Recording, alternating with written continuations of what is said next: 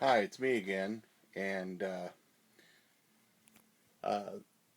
I thought after a few requests, seeing my music collection, you guys have asked about my John Lennon autograph and also how the story on how I acquired the Butcher cover. So, what I thought I'd do is tell you, a couple of these stories. First story I want to talk about is the meeting John Lennon. It's kind of a funny story attached to that. I did meet John Lennon at Caesar's Palace, and he was a very nice guy. Um, I got his autograph here. It's attached to a Keno card, and I was playing Keno when I first saw him. You could also see the uh, ceiling fan through that picture. But anyway, um, so the deal was is I met John Lennon in October of 1973. Now, funny story attached to that was the night I met John Lennon, we had tickets to see the Osmond brothers at Caesar's Palace. And so imagine meeting John Lennon and then going having to see the Osmond brothers. I was not into seeing the Osmond brothers. I just want to go home. I've got John Lennon's autograph. I met John Lennon. I want to go home. But nonetheless, we sat through the Osmonds, and they were fine, and it was fun.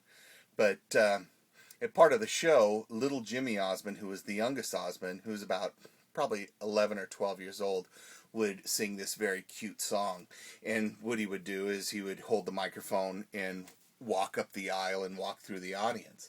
Now, I'm sitting there not even paying attention to the Osmonds because I'm thinking, oh my God, I met John Lennon. Oh my God, I met John Lennon.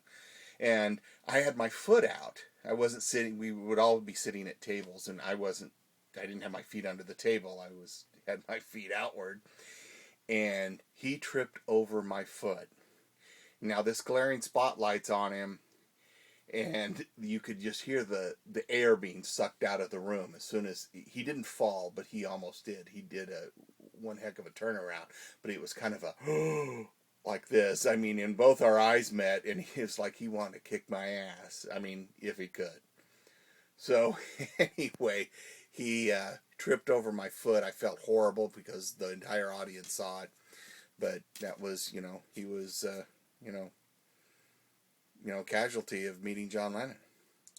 So fast forward it exactly 30 years to the month, October 2003, and me and my wife Nancy and our two sons Rocco and Dominic are in Las Vegas. We're staying at Caesar's Palace. We're pulling into the valet, and all of a sudden this big Escalade pulls up beside me with a U-Haul attached to it.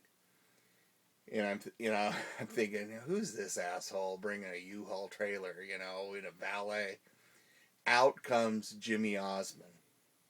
I mean, to the 30 years, to the month, and the place, Caesar's Palace. He comes walking out, and I'm like, oh my God, I can't believe this.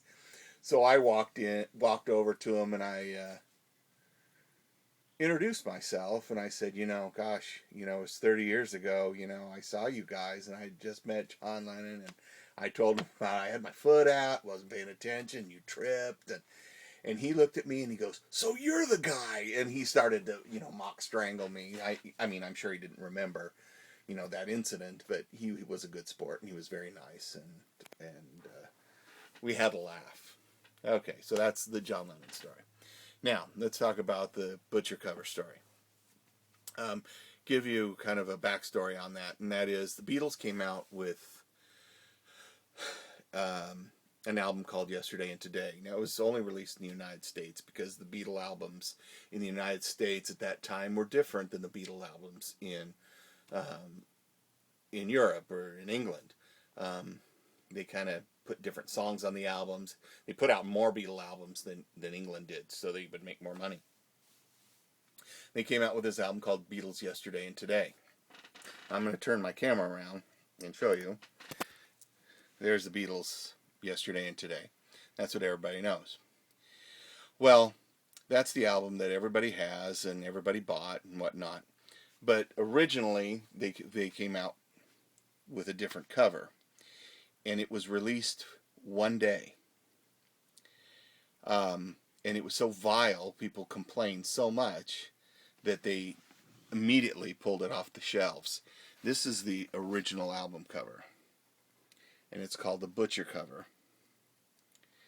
And there's dead babies and meat, and honestly, I really don't know what they were thinking doing that. But they're in butcher uniforms, and what they did is they pulled the album. They took them off the shelves, like I said, literally the same day or the next day, and then they pasted this over them. They didn't, make new cardboard or destroy them. They just pasted the show you again the new cover over the old cover, so you can see how this is torn here.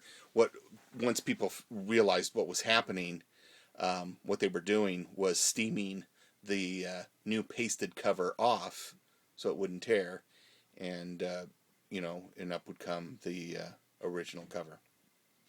So that's the story.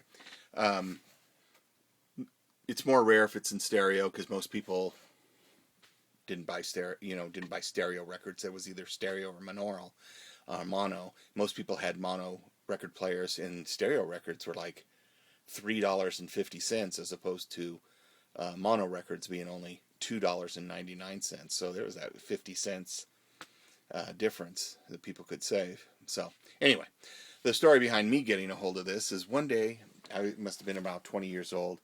I was at this girl's house and visiting, and she had a stack of records. And, being curious, I always look at, I could see just the sides of it, on the side of record albums, you could see the names of it. And I saw Beatles Yesterday and Today. And it looked kind of gray. And I'm thinking, well, the cover's white.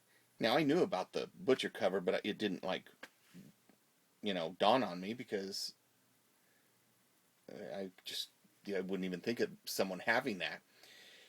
And I pulled it out, and boom, there it was. And I just couldn't believe it. And so I said to her, I said, I really need this album. And, hold on. I said, I really need this album. I don't have this. And she goes, well, I don't even think the record's in it. And I said, well, I don't need the record. I just need the album cover. And she goes, yeah, you can have it. I don't care. I go, really? Yeah. And she goes, what's the big deal? I said, oh, no, there's no big deal. I don't have this Beatle album, and I love the Beatles. And so she's like, yeah, go ahead and take it.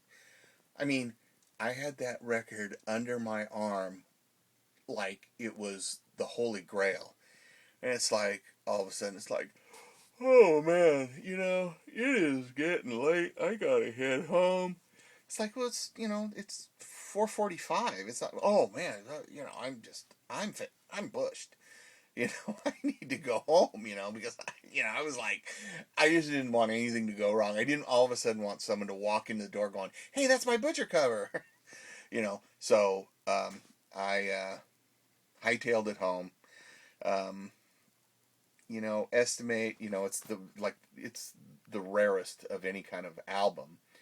You hear all sorts of estimates. It's worth 1,000. It's worth 5,000. I heard 10,000. I've heard $20,000.